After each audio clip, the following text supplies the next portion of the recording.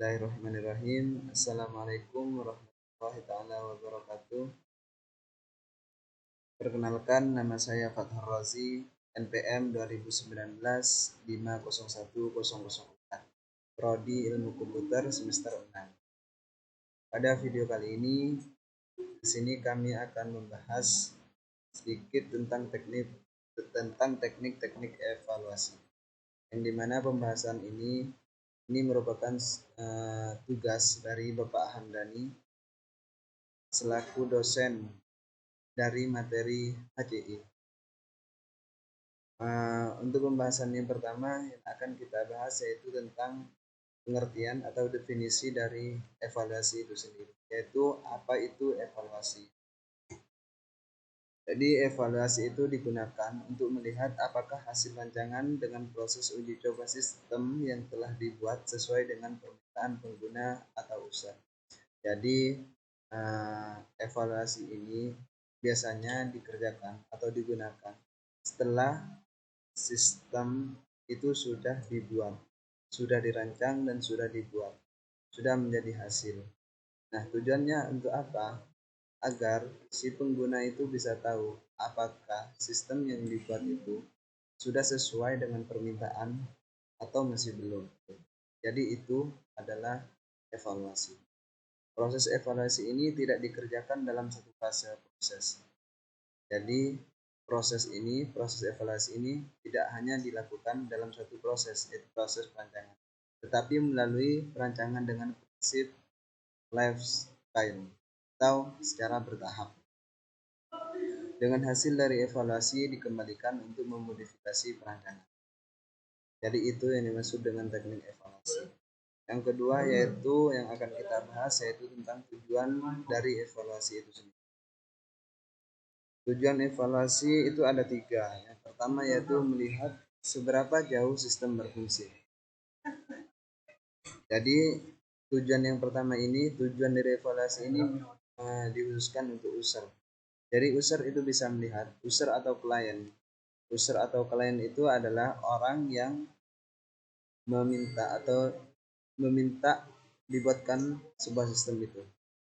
Klien lah, lebih enaknya disebut klien. Jadi tujuan evaluasi yang pertama yaitu klien itu bisa melihat seberapa jauh sistem itu berfungsi. Itu yang pertama, tujuan dari evaluasi. Yang kedua yaitu melihat efek interface bagi pengguna. Ini juga untuk klien. Jadi klien itu bisa melihat sistem ini interface-nya itu baik atau belum. Tidak bisa dimungkiri bahwa dalam sebuah sistem, interface itu merupakan hal yang sangat penting karena itu berkaitan dengan tampilan, dengan kenyamanan kita dalam menggunakan sistem tersebut. Itu adalah tujuan evaluasi yang kedua, yaitu klien itu bisa melihat terhadap interface dari sistem tersebut, apakah sudah sesuai dengan keinginan si klien atau masih belum. Itu tujuan yang kedua. Tujuan yang ketiga yaitu mengidentifikasi problem khusus yang terjadi pada sistem. Ini lebih ke error sih. Jadi tujuan ketiganya itu adalah mengetahui tingkat keeroran dari sebuah aplikasi, sebuah sistem tersebut. Misalkan jika si klien itu inginnya jika misalkan dimasukkan angka A itu yang keluar B, tapi dalam sistem tersebut ketika dilakukan uji coba, ketika dimasukkan A itu malah keluarnya B, malah keluarnya C. Itu tidak sesuai dengan apa yang diinginkan oleh user. Errornya atau problemnya dalam sistem tersebut itu tidak tidak pas lah ya. Intinya tidak pas lah. Dan tadi si klien itu ingin jika dimasukkan A keluar B, tetapi ketika diuji coba sistem tersebut ketika dimasukkan A malah keluarnya C. Itu tujuan dari evaluasi. Yang ketiga yaitu metode evaluasi. Metode evaluasi itu ada 3. Yang pertama yaitu cognitive walkthrough.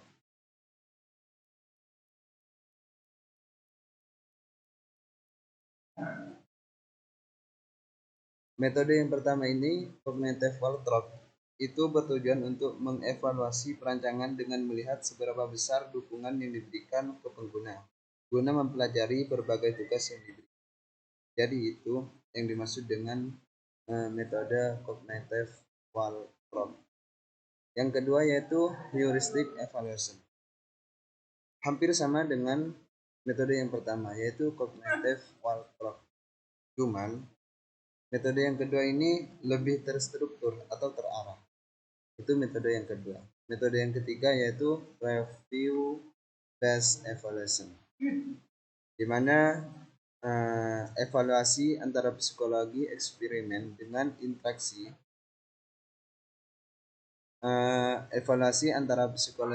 psikologi eksperimen dengan interaksi manusia dan komputer yang menghasilkan eksperimen yang baik dan pengalaman yang nyata.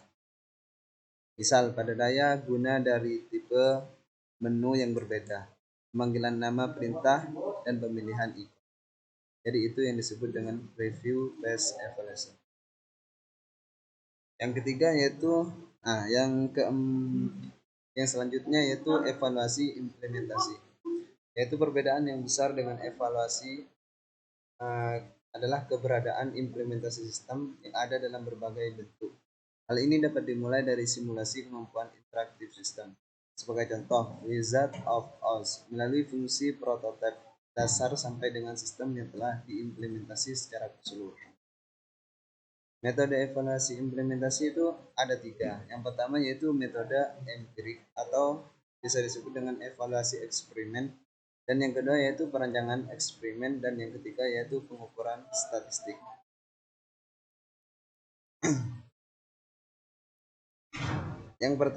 Metode yang pertama yaitu metode empirik. Metode empirik adalah suatu metode yang sangat kuat dalam mengevaluasi perancangan atau aspek dari perancangan.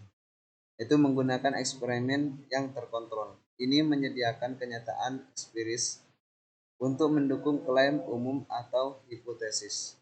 Jadi itu yang disebut dengan metode empirik atau evaluasi eksperimen.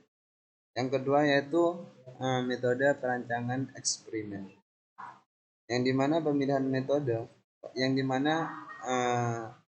metode ini adalah pemilihan metode eksperimen bergantung dari sumber yang tersedia, bagaimana transfer pembelajaran terjadi atau dapat dikontrol, dan perwakilan yang bagaimana dari kelompok user dipertimbangkan. Yang ketiga yaitu pengukuran statistik, yang dimana metode ini adalah dua aturan dalam analisa dengan statistik, yakni melihat data dan menyimpan data. Menyimpan data penting jika kita akan melakukan metode analisis yang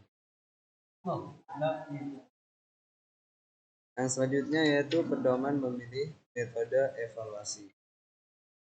Ada 8 pedoman untuk memilih metode evaluasi. Yang pertama yaitu tingkat siklusnya, yang kedua yaitu jenis evaluasinya, yang ketiga yaitu tingkat objektivitas dan subjektivitasnya, yang keempat jenis ukuran yang tersedia, dan yang kelima yaitu informasi yang tersedia, yang keenam yaitu kesiapan dari suatu respon, yang ketujuh tingkat gangguan yang tidak secara langsung, yang ke-8 atau yang terakhir yaitu sumber yang tersedia. Jadi ke-8 ini adalah pedoman yang harus kita lihat sebelum kita melakukan metode evaluasi. Mungkin ini yang dapat kami sampaikan di video kali ini atau di pembahasan kali ini. Kurang lebihnya kami mohon maaf. Assalamualaikum warahmatullahi wabarakatuh. Di sini nggak harus berarti gitu ya.